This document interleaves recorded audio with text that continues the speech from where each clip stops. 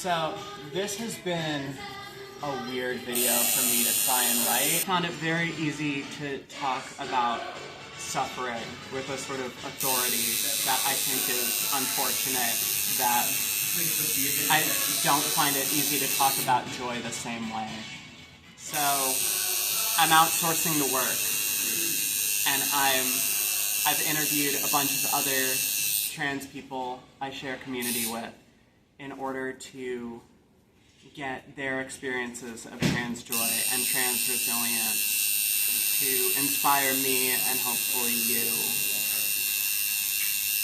to just keep going even when stuff is scary. And this tattoo I'm getting right now is a reminder of that. I also did get to see the Laura Jane Grace show. It was phenomenal. I went with my friend Flora. She played all the hits. She canceled the tour very quickly, only a couple shows after mine, so I feel very fortunate that I was able to go.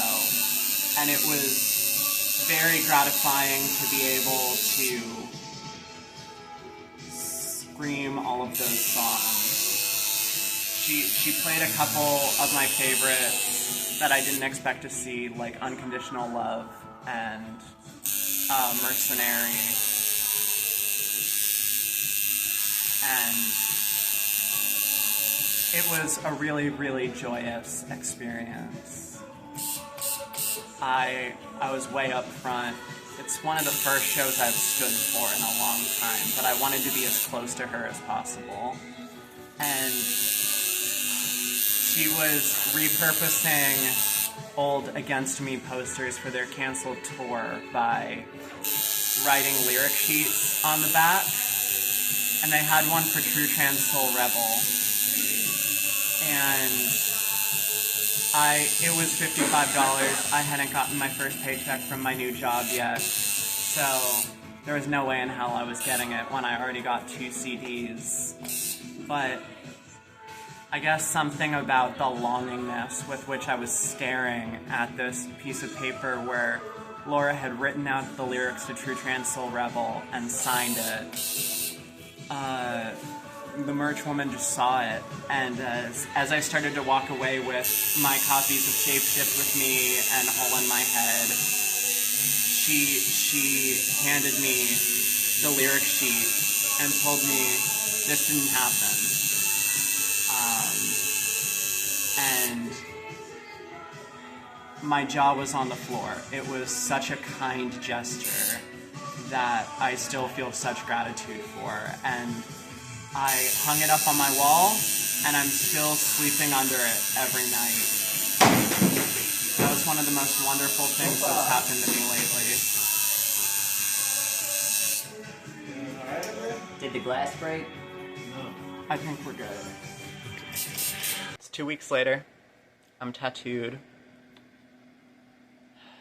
Maybe I'll in post do some magic so you can actually see it healed, but I'm not gonna try and show it off right now.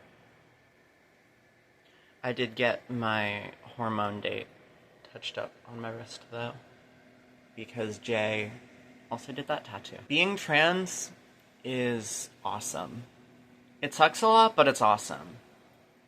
It's a really cliche thing to say, but HRT is magic. I look completely different than I did in middle school before I had really started doing anything other than dressing differently and growing my hair out a bit. I look happier. I'm probably the happiest I've been with my body in my whole life. I'm sure I'll be even happier once I get electrolysis and maybe bottom surgery. You know, those are, of course, the next logical steps for me as a monogamous binary trans woman. I'm on the fast track to being God's most conventional trans woman. But I'm too weird for the sellout liberals and the right-wing shills, so no ContraPoints future for me, hopefully. Going straight to r/aged like milk. Jokes aside, I'm who I wanted to be when I realized I was a girl. I'm who I wanted to be when I grew up. I remember as a kid I told my mom, I want to be a girl when I grow up. Or I don't remember saying it, but I remember her telling me that I said it. I remember saying I wanted to be my cousin when I grew up. And again, I'm extremely lucky. I have a very loving and accepting family who just took note of that fact, and we're okay with it. I grew up to be a 12-year-old girl thing who wanted to be Lindsay Way, and now I'm a singer and songwriter in a punk band. In the right makeup and outfit, in the past I've been told that I look like Lindsay Way multiple times by multiple people. I feel euphoria and joy whenever I get on stage, whenever I get new tattoos, putting on eyeliner and a tight shirt and seeing how my boobs look in a top. I love when I don't have eyeliner on. Today I have little bits of yesterday's eyeliner, but none of today's. And I love this look. I love seeing women with no makeup or with some lazy yesterday's makeup like this because they're always beautiful. I can take my body and make it my own.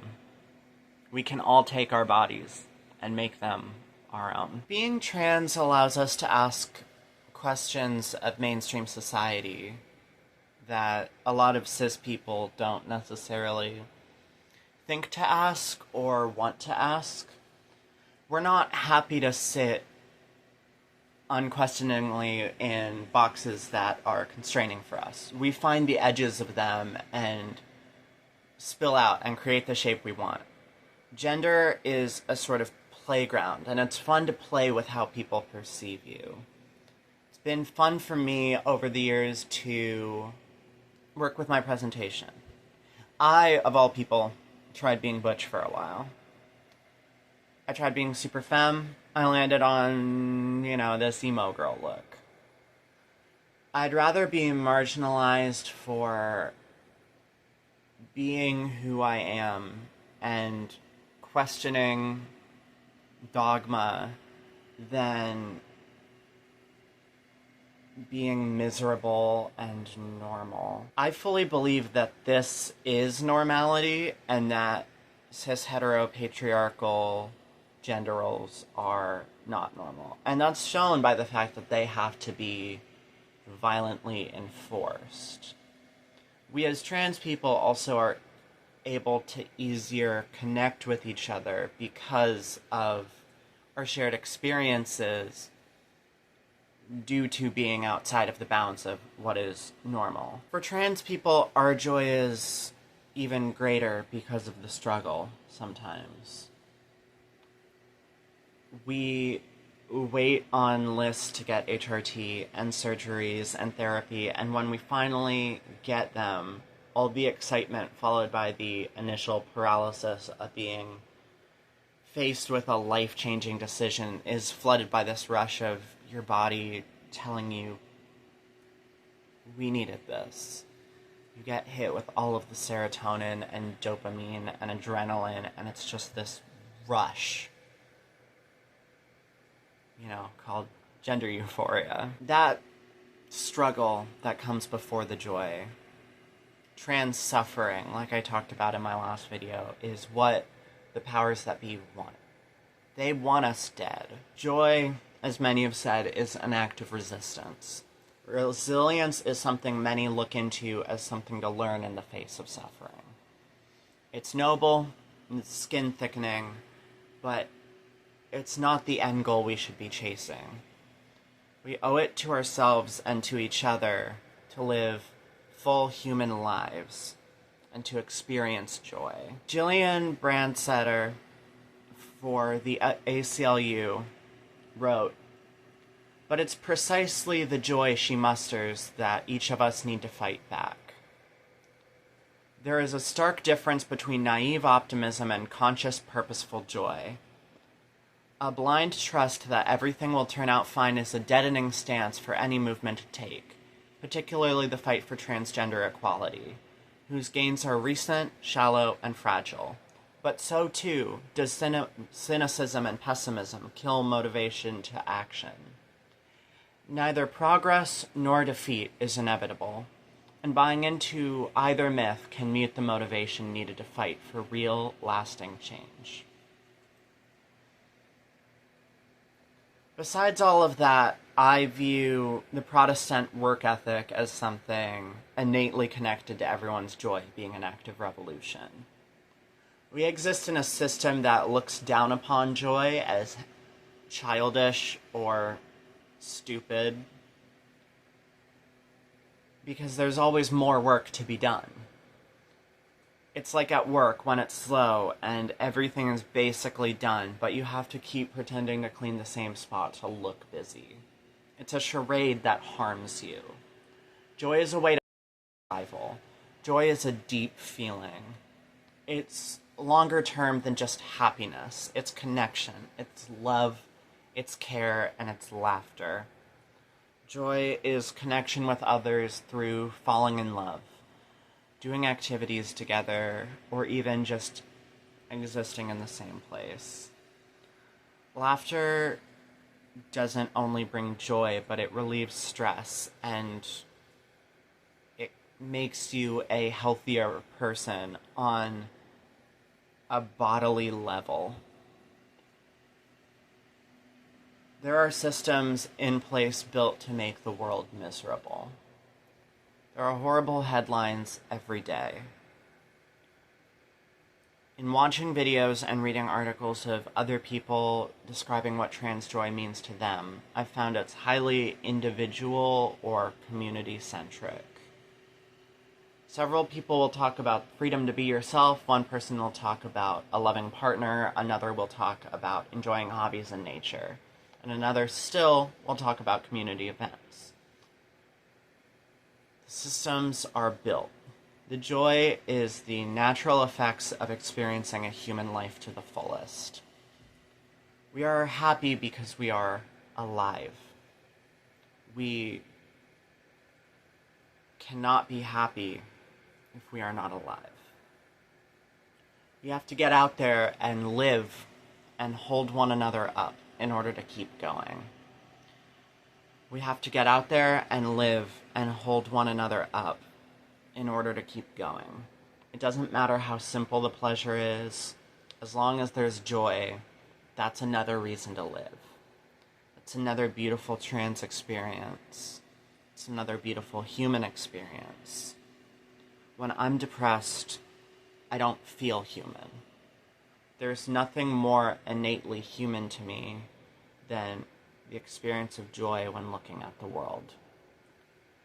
Joy is incredibly important on its own. It also serves as an avenue for resilience. As trans people, we tend to need to thicken our skin in order to traverse the world. We need to develop calluses over our feelings to cope with the pain of how bad things can get. See my trans nihilism video for more on that. Be in a good state to watch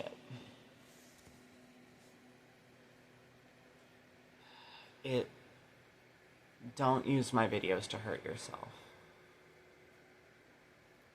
It's a delicate balance. We need to have thick skin, but we shouldn't have to. It's demanded of us, but any attempt at growth feels like it can be stamped out.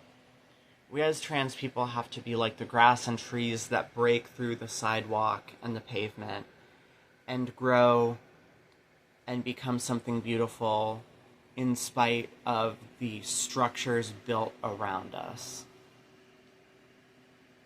I feel joy when I see a sidewalk broken up by a plant or an old house overgrown. I love watching nature refuse to surrender and prosper for it. It's comforting in a way. It's like that gloss lyric that I got tattooed on my back. They told us to die, but we chose to live. What would you define as trans joy? Whoa.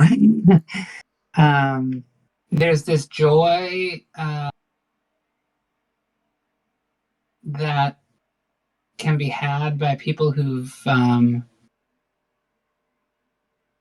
been through some shit um, that is a bit different. It's this joy that's sort of been um, fought toward sometimes. Not that you have to fight toward all of your joy. I mean, first of all, joy is there for all of us every day. It's just hanging there like a peach on every branch. You can just pick it off the branch. I really believe this. Trans joy might be a little different in that we kind of had to make it. We had to make it ourselves. And it's just like if you had to build your own chair, it feels so good to sit in that chair. Yeah. I think trans joy for me is just being able to be who I am on the inside, on the outside, and being able to express the things I need to express.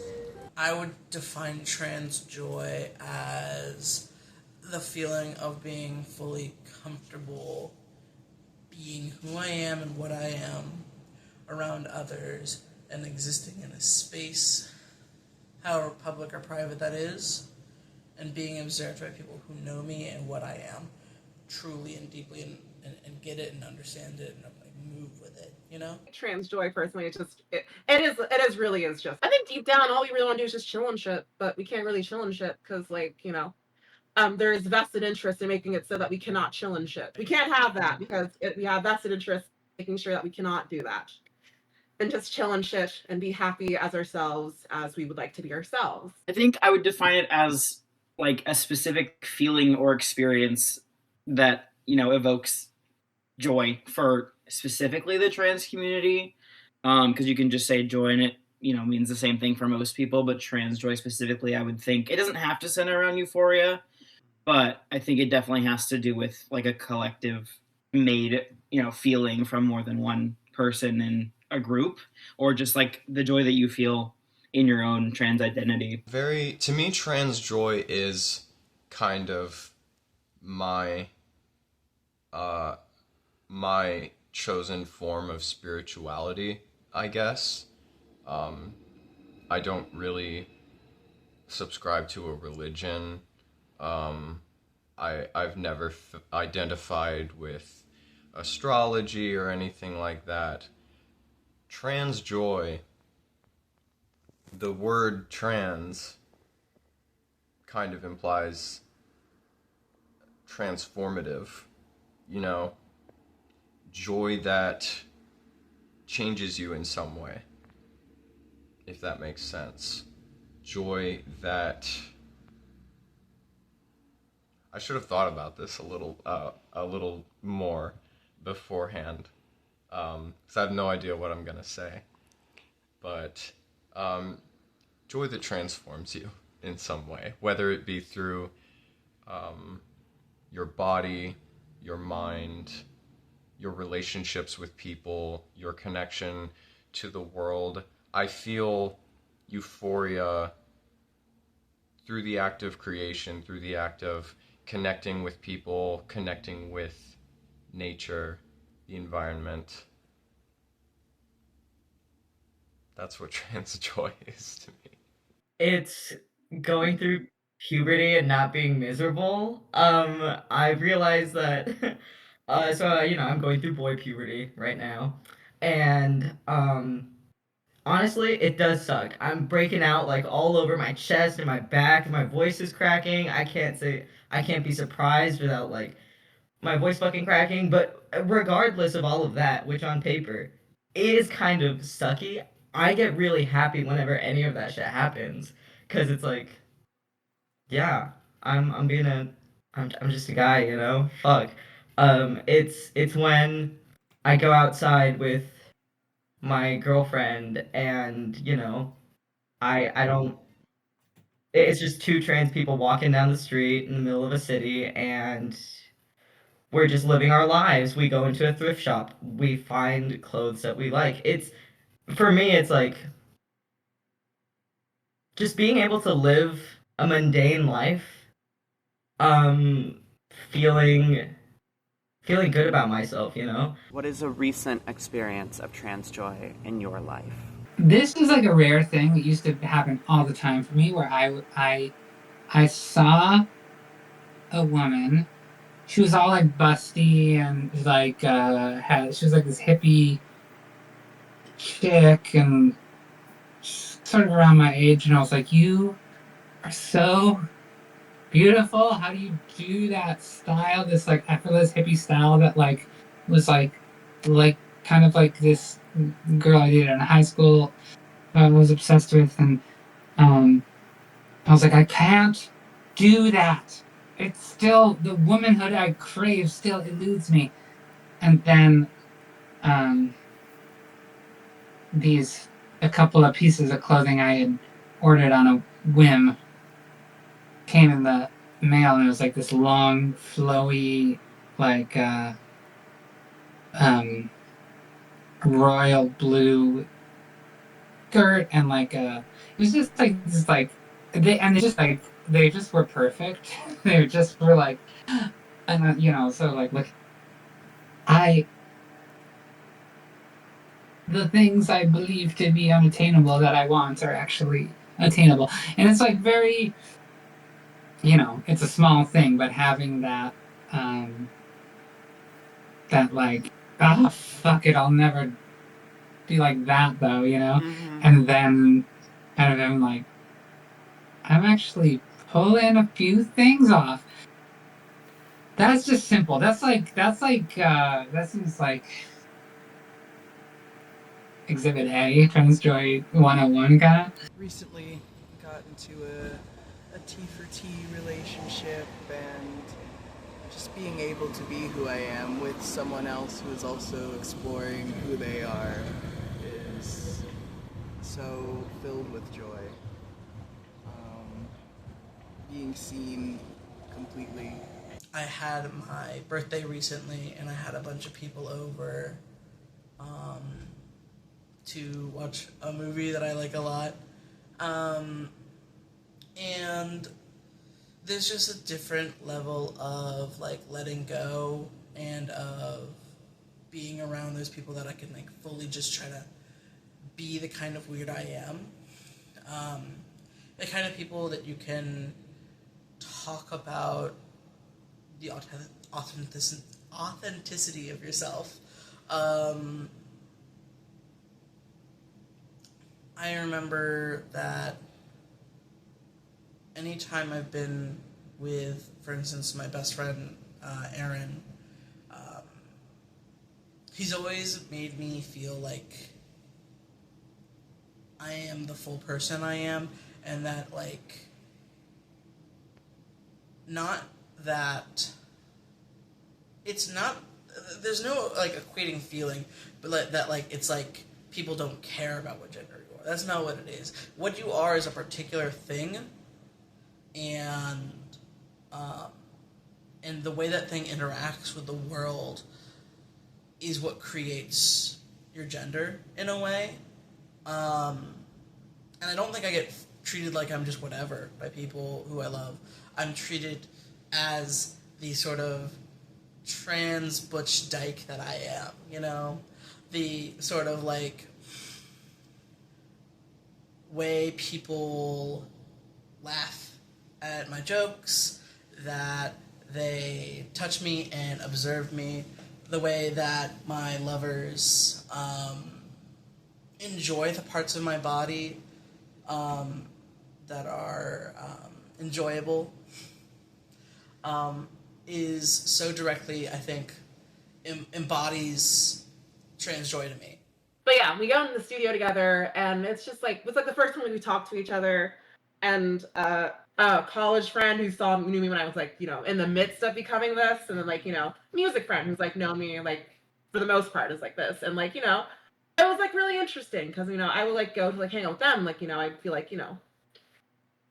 it wouldn't be a hassle to like, you know, have personhood like it would be like when I was like saying like my sister. There's the whole time there. It was really nice with them. It was just like, you know, it's just chill. It's just like me. I get to like just like talk to them. So I'm an organizer. So I'm involved in a lot of labor organizing and community organizing. So we do an event called Gays Eating the Rich in the Park out here.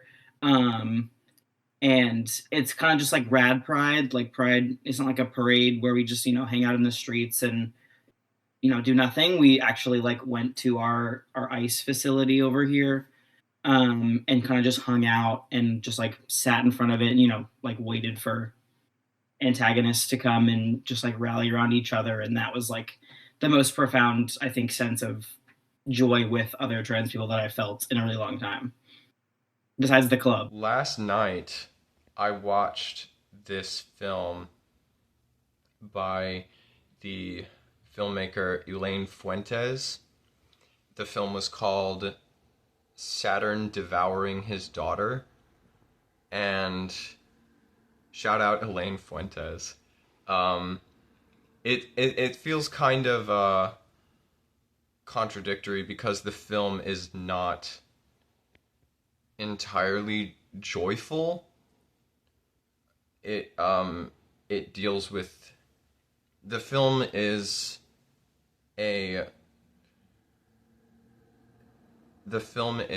uses old home movie footage of Elaine and her father. Her father teaching her how to drive a go-kart, how to play the drums. It's about an hour and a half long, entirely footage from these early years in her life, these very formative years in her life. And it shows the complexity of their relationship, when it's good, when it's not good. I cried heavily watching it. So it's not wholly joyful, but there's joy in... There is joy in... You can find joy in non-joyful moments, I think, when you share these moments, because in a weird roundabout way, seeing someone else display their pain and finding a way to relate to that pain does kind of retroactively turn into a form of joy, because you feel less alone. And the end of the film is also very joyful, I will say. I don't want to give it away, but the end of the film is very joyful. Going into the woke coffee shop and being talked to by the baristas like normal human beings. We started, you know, we were just chit-chatting, going to the dispo and having like the gay guy behind the counter just like kind of queen out with my girlfriend and I. It again, like going to the thrift shop and just like fucking around, seeing it's like also just being able to see other like queer people, trans people out in public and just like knowing that like, hey, we're doing this, we're living. Yeah, it's like I have that way more frequently now. Also, that I'm not living back at home. It's just been wonderful. I love it. How would you define trans resilience? Being together, meeting each other, hanging out, dancing, dating. I just think like it's just outward reachingness, and having knowing each other and having fun and I think it is one of the best ways to build power. You want to know some people who you can call when shit goes down. Being trans, there's so much to fight for and against. The world has preconceived notions about us that aren't really true.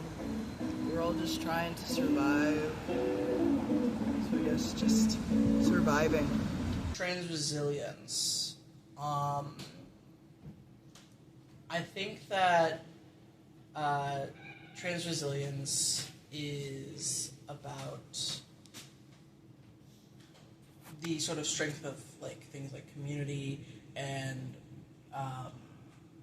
feeling safe in a space. You know, I was talking about in the trans joy section of this that I feel the most myself when I can be myself, and I think that comes through with resilience as well. To continue to foster and create spaces where you can be yourself in those ways is a large part of trans resilience.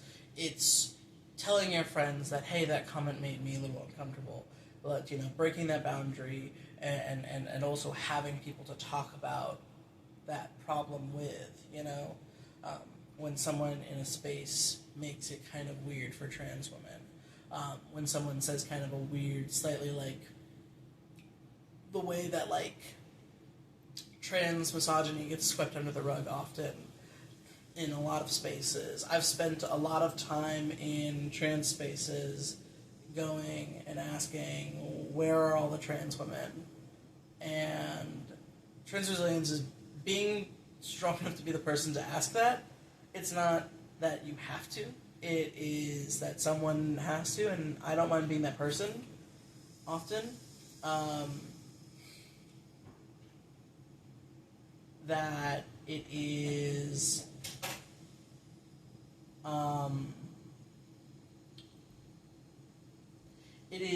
finding and maintaining those spaces. It is continuing to be happy and to pursue happiness at whatever the cost to what others' comfortability is. You know? People are uncomfortable when you bring up trans misogyny. People are uncomfortable when you are a trans woman in spaces. And that is annoying as hell. On some resilience for me, I think on some level is just like, you know, advocating for like your personhood, and just, you know, you're surrounded by just so many factors, economic, social, physical, medical, just everything with ul and isms and oh. I think for me, it definitely centers around community. I'm really big on trans community, and I think resilience is most effective when you have more than one person.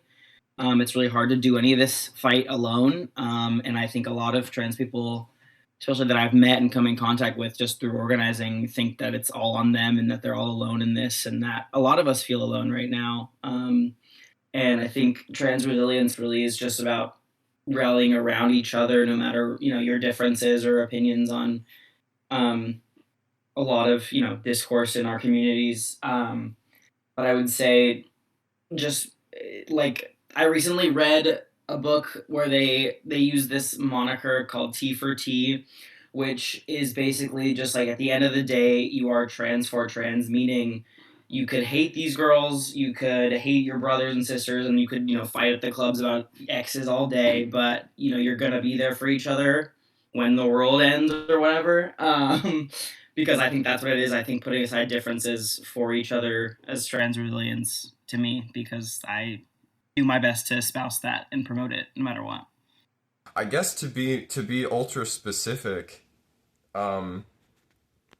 currently, trans resilience right now is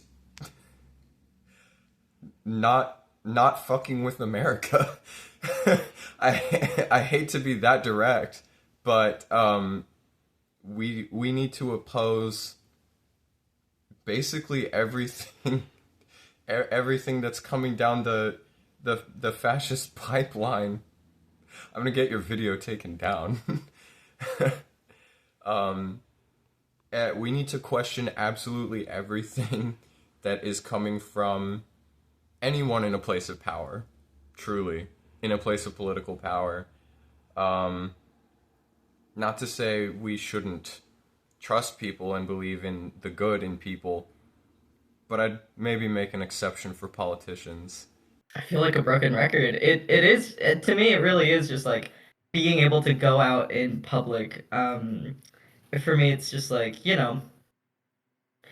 not really trying not to let like possibly people staring at me or my girlfriend when we're out in public. It's standing up for other people regardless of whether or not they're trans or not. Because people these days are fucking mean. They're mean. And I feel like trans people, trans women specifically, have always been like the number one protectors of other people, and just like having that security in themselves and knowing that your existence is resistance to the current like social like status, like social culture and stuff. And it's fucking hard, but um, you know, I feel like me being a pretty open like trans guy has helped. What is a recent example of trans resilience in your life? I found a pathway to European citizenship via reparations for being a descendant of Holocaust survivors. And so like some of my siblings are doing this too, getting it as like sort of like insurance, because America, things are looking a little frightening. So we're A little 1930s. it's a little bit 1930s over here. And so we're trying to go back to the continent that first tried to kill us. And so we were applying for EU citizenship, and I, of course, am held up in a million ways by gender. Just documents and gender. And then there was this problem with the spelling of my middle name, all this bureaucracy, and every step of it was so freaking difficult. And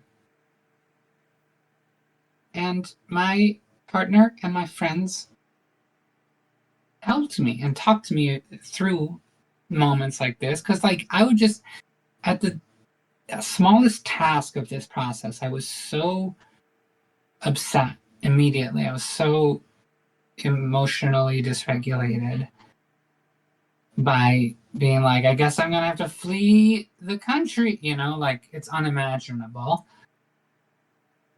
And they make this bureaucratic stuff hard. You have to like mail things in and get a note from the doctor, and then you need a better note than you gave them from the doctor. And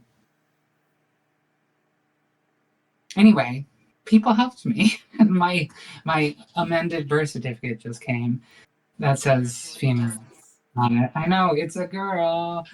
And it was a real joyful moment, and I don't think I couldn't have done it without like the people who were like helping me do it, and helping me like just being like, you can do this task today, and then like later this week or next week you can do the next one, because I was like drawing everything out for weeks and weeks and weeks. Continuing to be who I am, even though there's so many forces trying to dissuade that. Being who I am regardless. Recently, like a little bit ago, I had a sort of long talk with a close friend of mine, where I was able to talk about, I think, some of the difficulties I had in a friend group space that I was in, from some of the things that someone else in that group said. And I think it is really tough to make those kind of calls, like, hey, this thing that seems innocuous kind of felt a little weird about the way it went and that the conversation was around a specific person. The actual conversation was about an ex-friend in that group who was a trans woman, and that the problem was people making a comment that was to the effect of, I always thought she was weird, and that specific phrasing really made my blood kind of freeze in a upsetting way. That this is a phrase that I think a lot of people say about a lot of trans women in spaces. I'm so sorry, this is all going to be about trans women. I'm very trans femme forward about my trans joy and trans resilience. I think that is the kind of thing where they are always looking for the moment that you're going to crack, that you're going to reveal that they were right to feel weird about you this whole time. Mm-hmm. And it's important to be like, hey, what was that about? With people around you, and question those things, you know? Hey, why the hypervigilance? Why the hypervigilance around specific types of people in your community? Yeah. Yeah. It's an instance in the facility where dad brought my aunt, his sister, because she's like a doctor, to the room, basically, and you know, I personally thought it was a too many cooks situation. It was, but you know, fuck me, I guess. And she like misgendered me and shit. For whatever, because like, you know, I don't. Shockingly, crazy concept here. Something you're gonna hear across the full video. I'd be really shocked to see if you ever see this again. I have a aggressive relationship with my extended family in the sense that I don't really talk to them anymore. You know, they're just like, oh yeah, no, and they just want to leave, and I was like, she would also like you to leave, but you know, we all have our own take, and that was among the many resilient activities in the Big Apple. I was in the apple. I was inside of the apple. I pulled out of the apple. It was just me, just kind of just, you know. Like I said, a lot of my resilience philosophy is just, you know, I'm really gonna deal with this. I like people who care about me. Just gonna hit the bricks. But other times it's just like a, you know, it's just like a subtle, like, you know, with peace and love, go fuck your mother.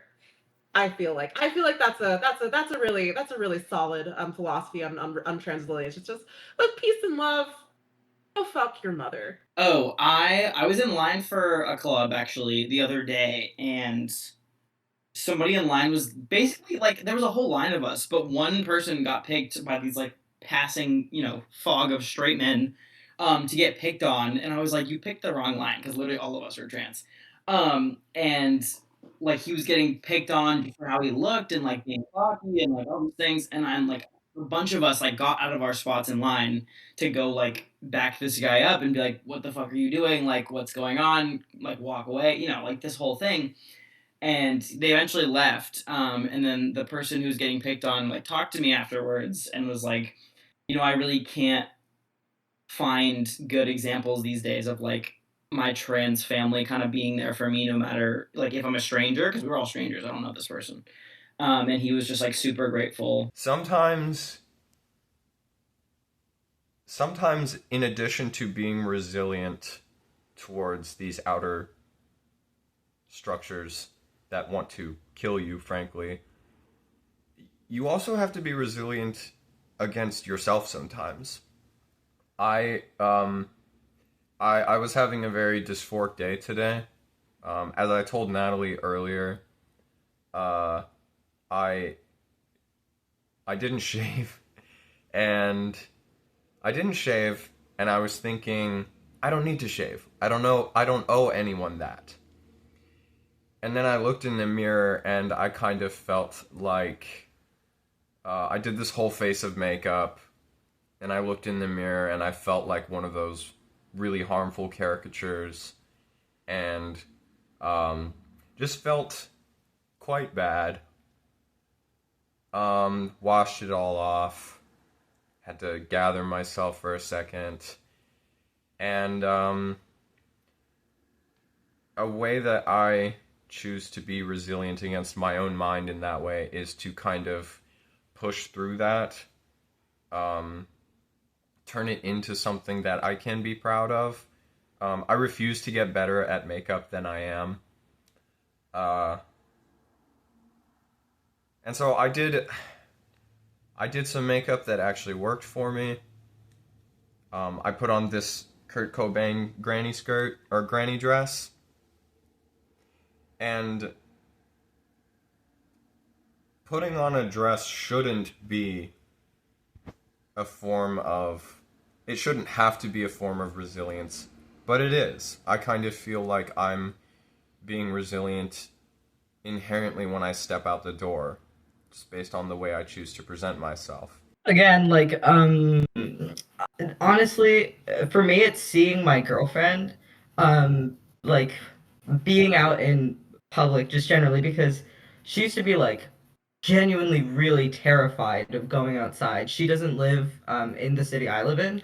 She lives in a different county where it's, like, very, very rich, very conservative, and like, yeah, luckily her parents and her neighbors are like really chill people, but just like getting to be with her outside and like seeing her make more friends, more trans girlfriends, and like going out in public and like hanging out with them, just really authentically being herself.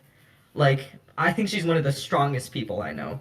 And she's incredibly resilient. Like, she's been through so much shit.